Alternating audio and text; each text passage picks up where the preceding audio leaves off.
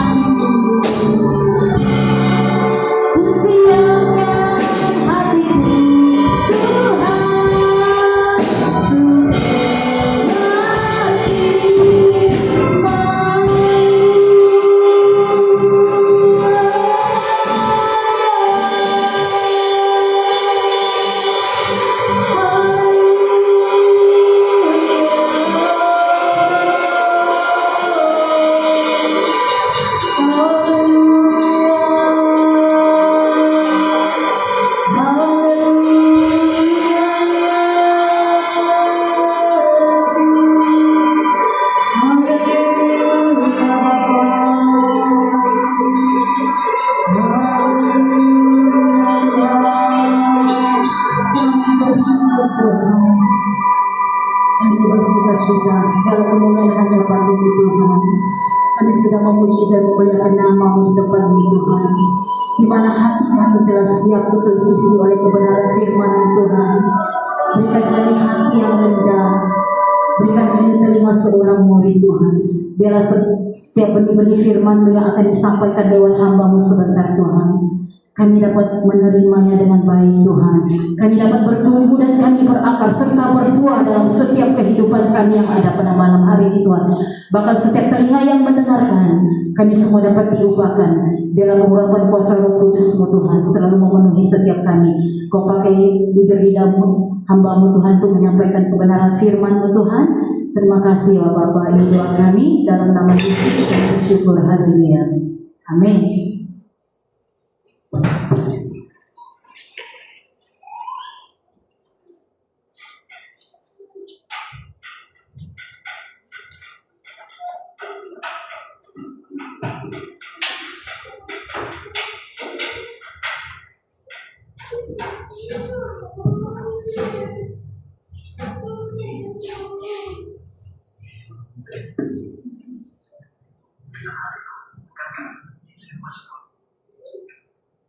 Kita harus mengejar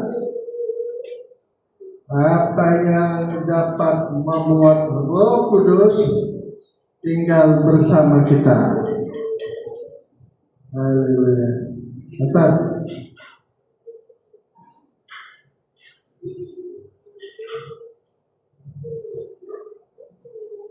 Kunci. Tes.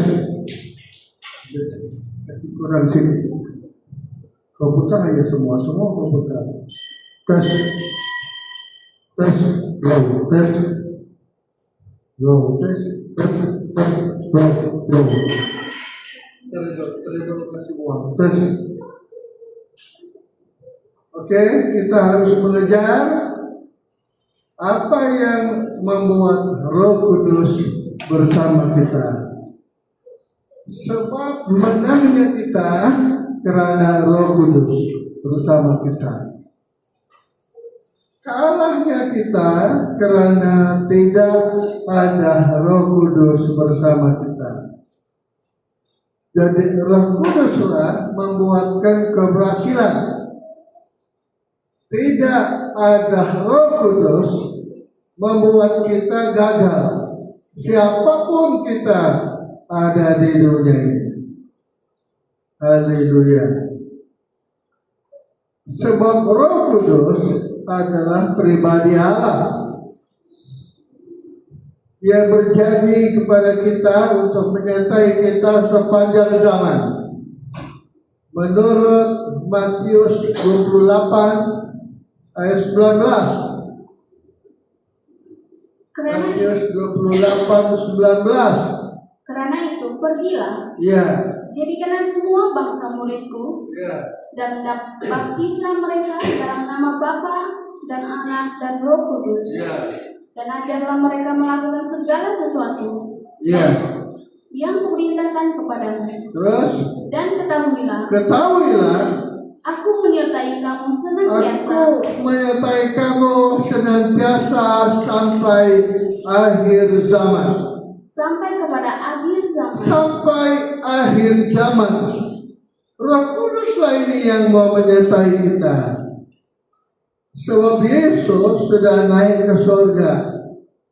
Roh Kuduslah yang akan menyertai kita sampai akhir zaman. Kalau Dia bersama kita, kita kuat. Kalau begitu kita cari macam mana cara kita untuk Roh Kudus bersama kita. Haleluya. Bagaimana caranya Roh Kudus menyertai kita? Kita lihat bagaimana Paulus bertobat. Kisah Rasul pasal 4 9 ayat 4. Kisah Rasul pasal 9 ayat 4. Ia rebah ke tanah, dan kedengaranlah olehnya suatu suara yang berkata kepadanya, Saulus, Saulus, mengapakah engkau menganiaya aku? Jawab Saulus, siapakah engkau Tuhan? Siapakah engkau ini? Katanya, Akulah Yesus yang kau aniaya. Akulah Yesus yang kau aniaya, kata firman. Terus, Tetapi bangunlah dan pergilah ke dalam kota. oke ya. Coba kita kasih beda bahasa Inggris. Ayat yang ke-5 dan 6 atau 5 dan ayat 6 lah, 6. And he trembled Ya. and Esther said, Lord, what will thou have me to do? And Lord, what I can do? Apa yang harus aku perbuat? Kata Paulus. Wah, ini bahasa yang bagus sekali. Paulus ini orang keras. Tetapi waktu dia tahu itu rupanya Tuhan, dia tidak lagi mempertahankan kekerasannya. Dia tidak mempertahankan dia punya ego.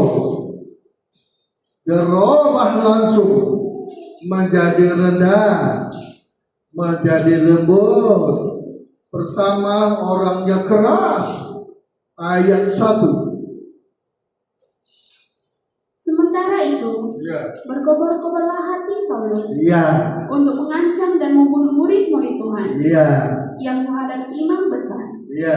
dan meminta surat kuasa daripadanya Ya. untuk dibawa kepada majelis-majelis Kalau ada yang mengikut Yesus, di Damsyik supaya ya, jika ia menemukan laki-laki atau perempuan, yang mengikuti jalan dia akan Tuhan, tangkap, ia akan menangkap mereka membawa ke Yerusalem. dan membawa mereka ke Yerusalem. Itulah kerasnya Paulus. Kerasnya Paulus itu. Tapi waktu dia tahu kau adalah Tuhan, rupanya kau Tuhan. Kata Yesus, akulah Yesus yang kau aniaya itu. Wah. Dia langsung merubah cara dia. Tidak lagi keras, menjadi lembut saja. Haleluya. Tidak lagi dia sombong, merendah saja. Itulah kelebihan Paulus. Itu sebabnya Tuhan memilih dia. Bukan karena apa? Sebab orangnya lembut saja dan rendah. Pertama-tama dia keras, orangnya sombong, keras betul dia. Mau membela Allah. Tapi rupa-rupanya waktu dia tahu itu adalah Allah sendiri, dia langsung merubah cara hidupnya menjadi rendah, lembut. Haleluya. Itu sebabnya pertama dia dipilih oleh Tuhan. Ayat yang ke-15 14. Dan ia datang kemari Ya. dengan kuasa penuh dari imam-imam kepala Ya. untuk menangkap semua orang yang memanggil namamu. Ya. Tetapi firman Tuhan Aku kepadanya, tahu, kata Tuhan. pergilah, Tapi pergilah Ananias. sebab orang ini adalah alat pilihan Orang bagiku. ini alat pilih, orang pilihanku. Nah, kalau kita rendah hati, lembut hati, kita menjadi pilihan Tuhan. Haleluya. Kita menjadi orang pilihan. Haleluya. Ada orang urut namanya pilihan. Orang urut sama kantor sama namanya lucu semua. Nah, keras, orangnya keras betul-betul. Tetapi waktu dia pulang ke kampung dia, bagian pedalaman, dapat saya cerita, tolong saya antar saya punya barang. Oke? Saya antar barang dia. Sudah itu dia kasih aku duit, tidak mau. Dia paksa ambil duit siapa? Dia punya duit waktu itu. Jadi dia orang pilihan. Kalau kita mau terpilih, hendaklah kita lembut dan rendah saja. Jangan sombong, lebih-lebih lagi menghadapi Tuhan. Tuhan yang kita hadapi caranya hidup lembut, rendah hati. Yang kedua, ayat 17. Selain pilihan terus, Lalu pergilah Ananias ke situ ya, dan masuk ke rumah itu. ayat 17 ke 109. Ya, 17 coba. Lalu pergilah Ananias ke situ dan Ya. masuk ke rumah itu. Ya, Ia menumpangkan tangannya ke atas Saulus, katanya, ya, Saulus saudaraku, Tuhan Yesus yang telah menampakkan diri kepadamu di jalan Ya. yang engkau lalui telah menyuruh aku kepadamu ya, supaya engkau dapat melihat lagi dan penuh dengan Roh Kudus. dan penuh dengan Roh Kudus. Haleluya. Waktu itu mulailah Paulus penuh dengan Roh Kudus. Haleluya. Inilah kelebihan. Kalau terendah hati, Roh Kudus senang betul berdiam diri dalam kehidupan kita. Asal kita lembut, asal kita rendah saja, rendah hati dan lembut saja, Roh Kudus pasti memenuhi berdiam diri dalam kehidupan kita ini. Orang sombong tidak mungkin ada Roh Kudus. Orang keras tidak mungkin ada Roh Kudus. Bahkan musuh Roh Kudus ada 3. Memuaskan mata, memuaskan daging, dan sombong. Kalau ada salah satu ini, Roh Kudus sudah tinggalkan kita. Kita sudah tidak ada roh.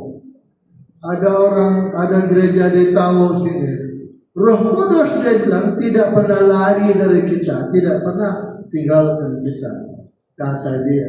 Tapi nyatanya Roh Kudus tinggalkan Simson, Roh Kudus tinggalkan Saul. Kenapa?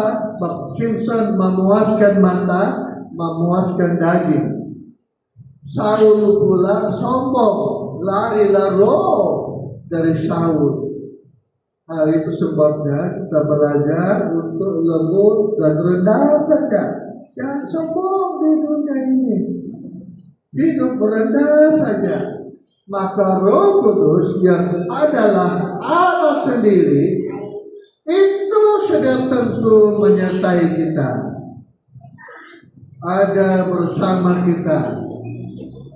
Walaupun kita mungkin tidak pandai bahasa asing, bahasa asing salah satu memang tanda Roh Kudus, tapi bukan itu saja.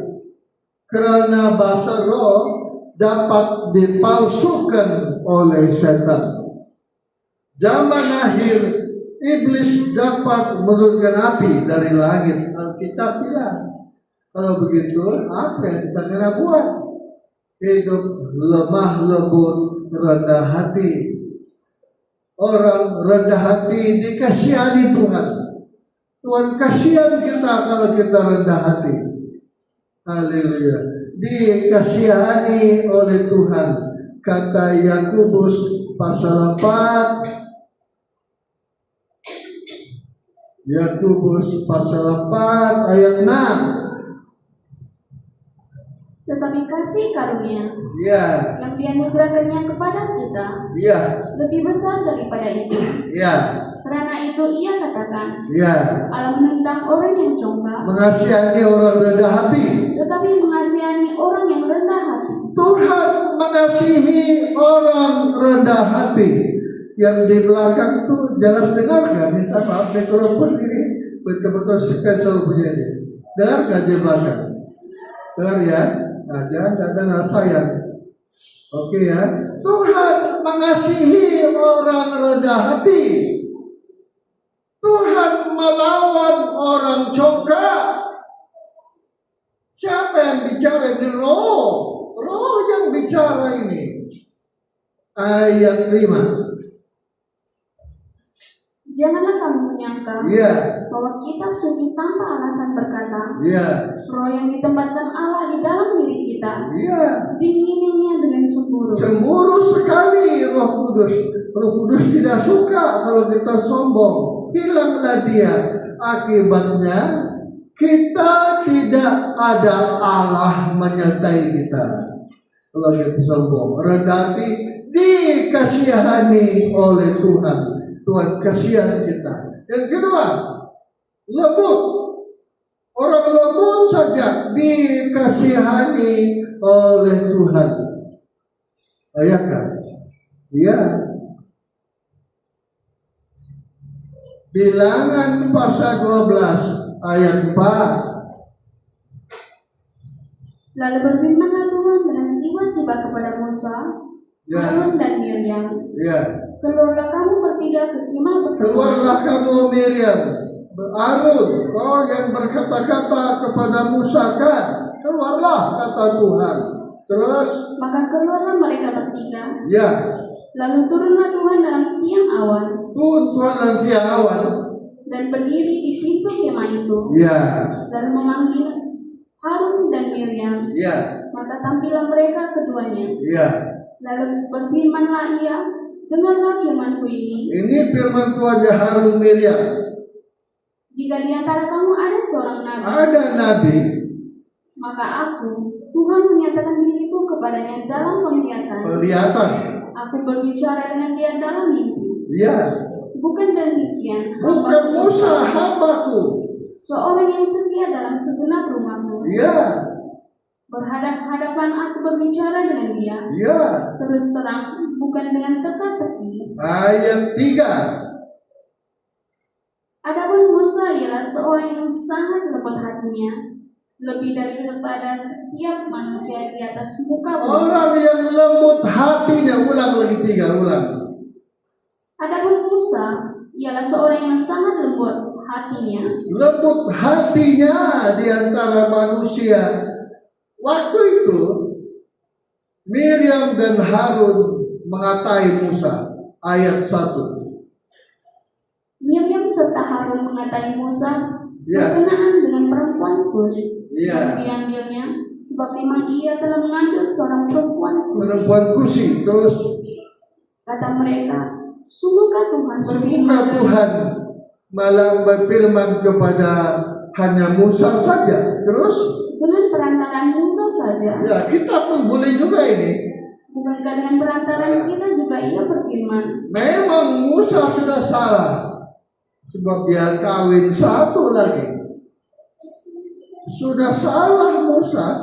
Tetapi karena Musa orang lembut, Tuhan membela dia. Orang lembut hati akan selalu dibela oleh Tuhan. Mana bukti Musa itu lembut? Ya.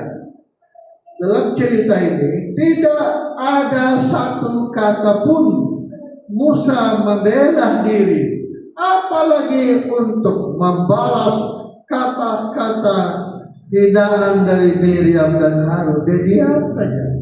Orang lembut itu diam saja. Kita belajar lembut, Tuhan pasti bela kita. Seperti mana Musa dan dibela oleh Tuhan, dikatai oleh Miriam, dikatai oleh Harun. Sebab memang Musa telah mengawini perempuan Kusi. Kalau betul dia ini nabi, tidak mungkin dia begini, kata Miriam dan Harun. Tuhan tidak mungkin bicara kepada Musa saja. Lihat, dia buat dosa, dia buat salah. Walaupun Musa buat salah, di kelembutan hati Musa membuat Tuhan menolong, membela. Itu sebabnya kita harus memiliki hati yang lembut, hati yang rendah, macam Paulus, macam Musa. Tuhan langsung membela. Jemaat janganlah cintai betapa berharganya orang lembut hati, orang rendah saja. Kalau begitu belajarlah kita rendah hati, belajar kita lembut hati, supaya Tuhan membela kita apa saja. Biarpun kita ada kelemahan dan kelemahan kita, Tuhan tidak hitung itu. Yang Tuhan hitung, yang Tuhan perhatikan adalah kelembutan dan kerendahan hati kita. Matius pasal 5 ayat 3 terjemahan lama. Kasih tidak dari perbatas. Bahagialah kepada segala orang yang rendah hatinya, karena mereka itu yang mempunyai kerajaan surga.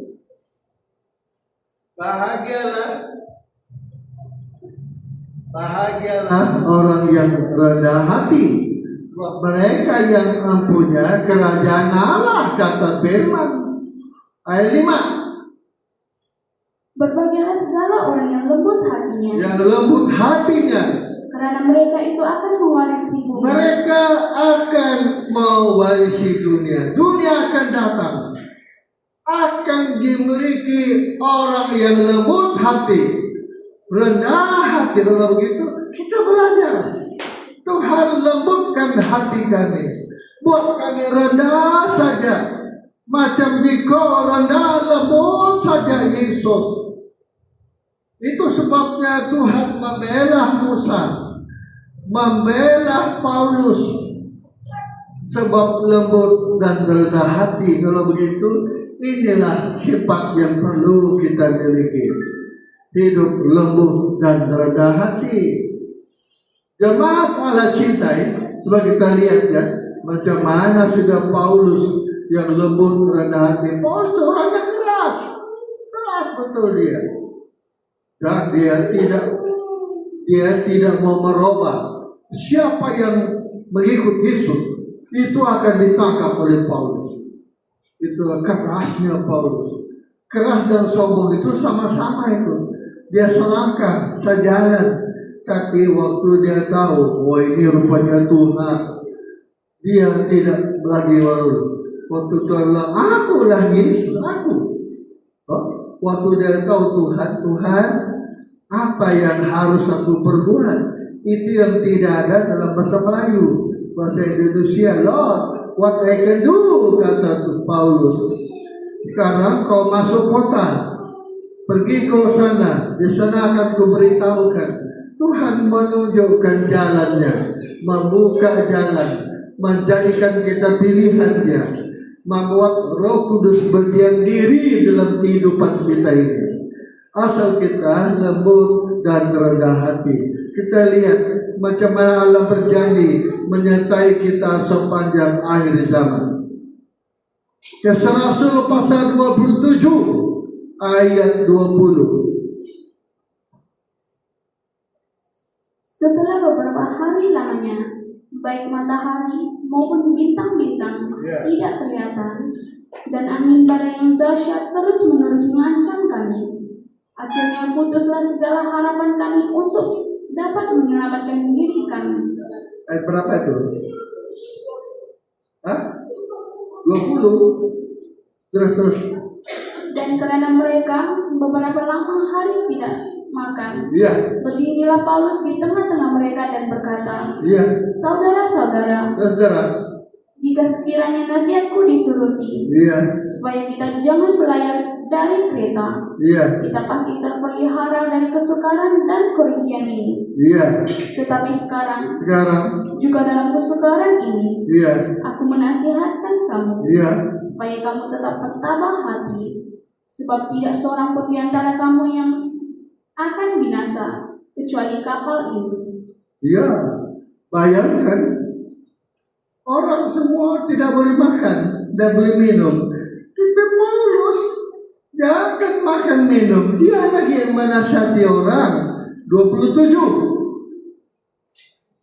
Malam yang ke-14 sudah tiba, dan kami masih tetap terombang-ambing di laut Adria. Tetapi kira-kira tengah malam anak-anak kapal merasa. Sudah 14 hari kapal. Waduh, gimana sudah kapal kita ini? Tetapi Paulus tenang saja. Ayat 37. Jumlah kami semua yang di kapal itu 276 jiwa. Bayangkan banyaknya. Tapi satu orang saja yang ada yang sangat berharga di mata Tuhan. Kenapa Paulus itu berharga? Orang lain lemah, dia kuat. Orang lain tidak bermaya, dia masih boleh menasihati orang. Apa rahasianya? Roh Kudus. Roh Kudus tinggal bersama dengan Paulus. Kenapa Roh Kudus yang Allah sendiri mau tinggal bersama Paulus?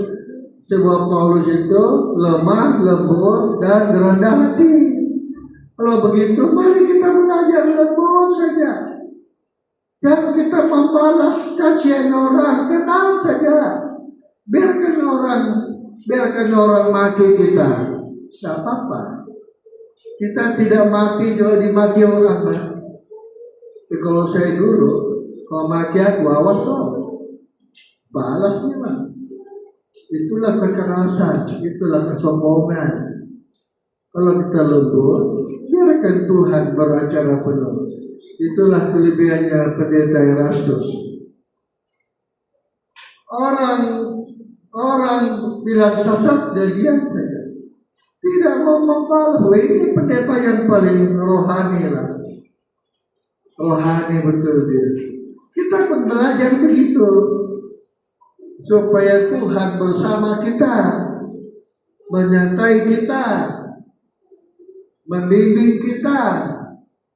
Karena Roh Kudus itu mau tinggal pada orang yang rendah hati, orang yang lembut hati. Bayangkan Tuhan bersama Musa, Tuhan bersama Paulus, sebab orangnya lembut saja, rendah saja orang dia, tidak keras.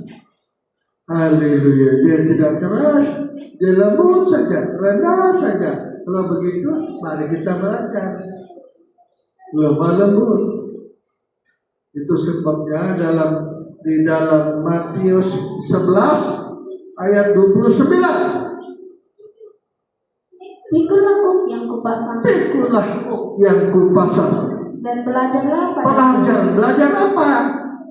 Karena aku lemah lembut dan rendah hati. Dan jiwamu akan mendapat ketenangan. Allah mau kita belajar lemah lembut, rendah hati. Baru kita dapat ketenangan jiwa, kata Tuhan. Belajarlah lemah lembut, belajarlah rendah hati. Kalau ada masalah yang kita hadapi, hadapilah dengan kerendahan, hadapilah dengan kelembutan. Musa tidak membalas sedikit pun kata-kata Miriam. Padahal Miriam itu saudaranya juga, tapi dia diam saja. Tapi Tuhan yang beracara penuh, sebab pada Musa ada lembut hati, pada Paulus rendah hati. Dan inilah yang Allah mau kita belajar. Kita harus menjadi kosong. Kosong kalau kita lembut, rendah hati, kita sudah belajar menjadi kosong, mengosongkan hidup kita ini. Belajar lemah lembut dan kosong, lemah lembut, rendah hati. Inilah perasaan pikiran roh menurut Filipi 2 ayat ke-5. Filipi pasal 2 ayat ke-5. Hendaklah kamu dalam hidupmu bersama menaruh pikiran dan perasaan yang terdapat juga dalam Kristus Yesus. Terus yang walaupun dalam rupa Allah, dia adalah Allah, tidak menganggap kesetaraan dengan Allah itu sebagai milik yang harus dipertahankan, mengosongkan hidupnya, melainkan telah mengosongkan dirinya sendiri dan mengambil rupa seorang hamba. Kalau kita hidup rendah hati, lemah lembut, pertama-tama kita akan tenang. Kedua, kita sudah belajar mengosongkan diri di hadapan Allah. Kita sudah mencontoh Yesus menjadi kosong, mengosongkan kehidupan kita. Siapa yang mengosongkan diri? Allah lah. Manusia harus meneladani Yesus menjadi kosong. Kalau kita lemah lembut, rendah hati, barulah Tuhan melimpahkan kasih karunia-Nya. Sebab sudah menjadi kosong. Tidak heranlah kalau Paulus itu limpah kasih karunia Tuhan. Menurut 1 Korintus 15 ayat yang ke-10. Haleluya. 15:10. Tetapi karena kasih karunia Allah, Iya. aku ada sebagaimana aku ada sekarang. Iya. Dan kasih karunia yang dianugerahkannya kepadaku tidak sia-sia. Iya. Sebaliknya, aku telah bekerja lebih keras daripada mereka semua. Bukannya aku, Tetapi bukannya aku, kasih karunia. melainkan kasih karunia Allah yang menyertai aku. Orang lemah lembut rendah hati sudah tentu penuh kasih karunia. Yesus datang memberikan kasih karunia. Siapa yang mendapatkan kasih karunia? Kalau kita lembut rendah hati. Yohanes 1 ayat 16. Yohanes pasal 1 ayat 16. Karena dari kepenuhannya, Ya. kita semua telah menerima kasih karunia demi kasih karunia. Ya. Sebab hukum Taurat diberikan oleh Oleh Musa. tetapi kasih karunia dari Datangnya dari Yesus. datang oleh Yesus Kristus. Kasih karunia itu ada sama Yesus. Itu sebabnya kita ada tubuh dan darah Yesus. Kalau kita lemah lembut rendah hati, sudah tentu ngam sudah kata orang Sabah. Cocok sudah kita ini. Pasti lewat kita makan tubuh darah Yesus akan limpahnya kasih karunia Tuhan di dalam hidup kita ini. Kasih karunia lah membuat Paulus berubah betul dia. Dari jahat menjadi baik, penjahat menjadi pendeta, berubah betul dia. Mari kita belajar hari ini. Hadapilah Tuhan. Hadapilah Tuhan supaya kita malam ini tidak pulang kosong, pulang dengan penuh kasih karunia. Semua kita berdiri menyembah kepada Tuhan.